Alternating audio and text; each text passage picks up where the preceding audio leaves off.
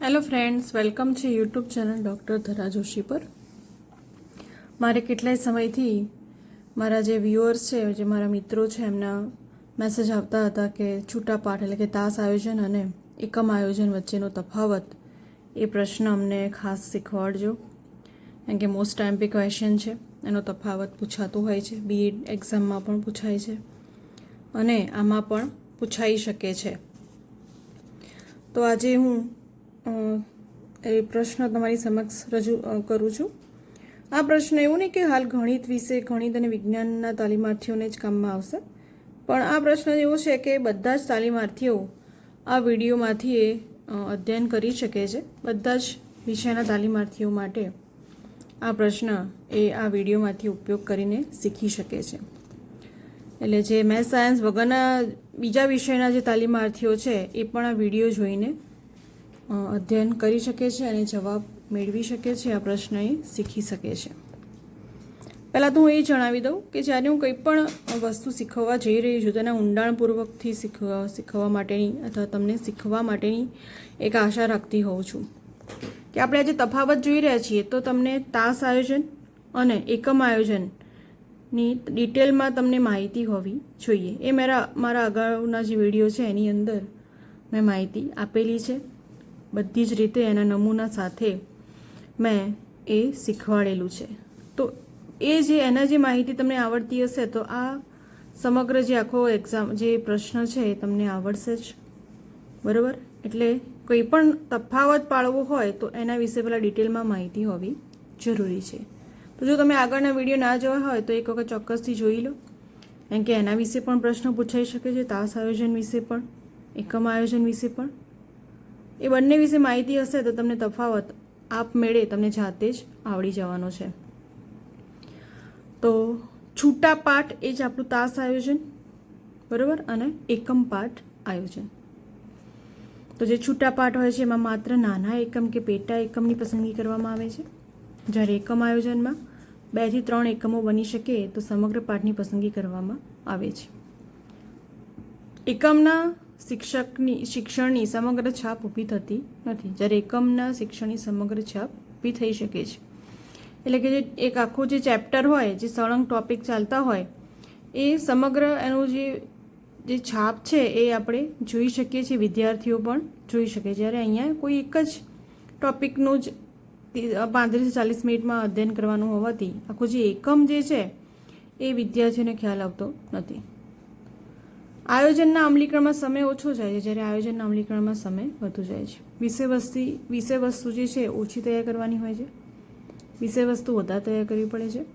2 થી 3 જ હેતુઓને ધ્યાનમાં લઈ શકાય, જ્યારે લગભગ બધા જ હેતુઓને ધ્યાનમાં લઈ શકાતા હોય છે.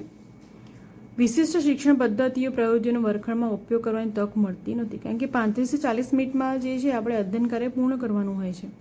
જ્યારે આમાં શું હોય છે કે તમે 4 થી 5 તાસ દરમિયાન તમે જે આખો એકમ જે છે એ શીખવવાનું હોવાથી વિશેષ શિક્ષણ પદ્ધતિઓ છે, પ્રવિધિઓનો ઉપયોગ કરી શકો છો.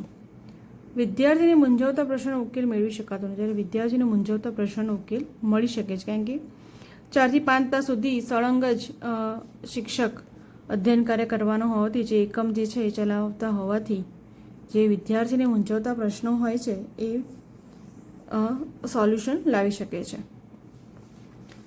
શૈક્ષણિક નિદાન કે ઉપચારાત્મક કાર્ય શક્ય નથી, જ્યારે આમાં શૈક્ષણિક નિદાન અને ઉપચારાત્મક કાર્ય જે છે એ શક્ય છે. પ્રાપ્ત જ્ઞાનનું સમગ્ર મૂલ્યાંકન થઈ શકતું નથી. તાસના અંત ભાગમાં 1-2 પ્રશ્નો પૂછી સંતોષ માનવો પડે છે, કારણ કે 35 થી 40 મિનિટનો તાસ હોય તો આપણે પાછળ 5 મિનિટ હોય મૂલ્યાંકન કસોટીમાં ફાળવતા હોઈએ છીએ. જ્યારે આમાં એકમને અંતે મૂલ્યાંકન કસોટી લેખિત સ્વરૂપની લેવામાં આવે છે. 20 થી 25 ગુણની કસોટી હોય છે. તો જેને જ્ઞાન મેળવ્યું છે વિદ્યાર્થીઓએ એનું આપણે અહીંયા મૂલ્યાંકન કરી શકીએ છીએ. આમાં ફક્ત હેતુલક્ષી પ્રશ્નો પૂછી શકાય, જ્યારે આમાં 20 થી 25 ગુણની કસોટી લેખિત સ્વરૂપની હોવાથી વિવિધ રીતોનો આપણે ઉપયોગ કરી શકીએ છીએ. મૂલ્યાંકનની વિવિધ રીતો ઉપયોગમાં લઈ શકાતી નથી, જ્યારે હેતુલક્ષી પ્રશ્નો ઉપરાંત ટૂંકા પ્રશ્નો આમાં પૂછી શકાય છે.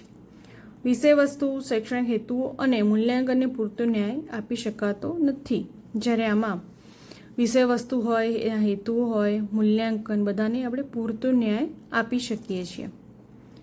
દ્રશ્ય શ્રાવ્ય સાધનનો ઉપયોગ કરી શકાતો નથી વધુ પ્રમાણમાં, કારણ કે 35-40 મિનિટમાં જે આપણો ટોપિક હોય એનું અનુરૂપ જ આપણે દ્રશ્ય શ્રાવ્ય સાધન અથવા તો TLM ટીચિંગ લર્નિંગ મટીરિયલ આપણે બનાવ્યું હોય તો એનો વધુ પ્રમાણમાં ઉપયોગ ના થાય, કારણ કે સમય લિમિટ હોવાથી એમાં આપણે કરી શકીએ નહીં. પણ આમાં પૂરતા પ્રમાણમાં સમય હોવાથી આપણે દ્રશ્ય શ્રાવ્ય સાધનનો ઉપયોગ કરી શકીએ છીએ. વિવિધ વિષયો સાથે એકમનો અનુબંધ રચી શકાતો નથી, અને વિવિધ વિષયો સાથે એકમનો અનુબંધ આપણે રચી શકીએ છીએ. વિદ્યાર્થીઓને આપણે કહી શકીએ છીએ કે આ જે ટોપિક છે એ બીજા વિષય સાથે પણ અનુબંધ ધરાવે છે. શિક્ષકની મર્યાદિત પૂર્વ તૈયારી કદાચ ચાલી શકે છે. શિક્ષકે બહુ ઓછી તૈયારી કરી હોય, તાસ પૂરતી તૈયારી હોય તો આમાં ચાલે છે. જ્યારે અહીંયા આયોજનની સફળતા માટે શિક્ષકે મહેનત લઈ સંપૂર્ણ તૈયારી કરવી પડે છે. મર્યાદિત સમયમાં શિક્ષણને અનુરૂપ વાતાવરણ જામતું નથી અને તેથી શિક્ષણ કાર્ય સઘન બનતું નથી.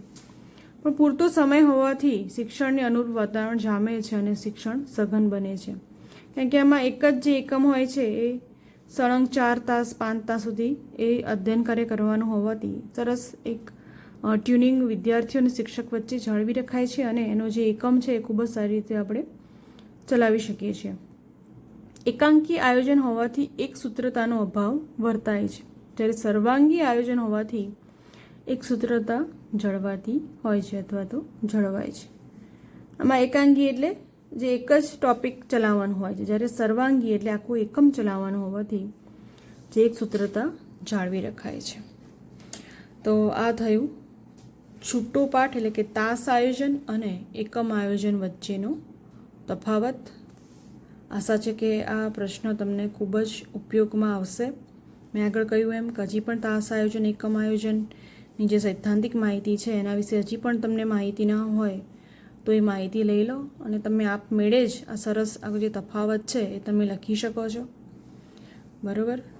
તો જે ટૉપિક જે છે એ ખૂબ જ અગત્યનો હોવાથી તમે સારી રીતે તૈયારી કરો. એક વખત જાતે લખો, પોતાને વિચારીને લખો કે ચલો એકમ આયોજનમાં શું છે, તાસ આયોજનમાં કેવા પ્રકારના ટૉપિક છે, કેવા પ્રકારના મુદ્દાઓ લઈ શકાય.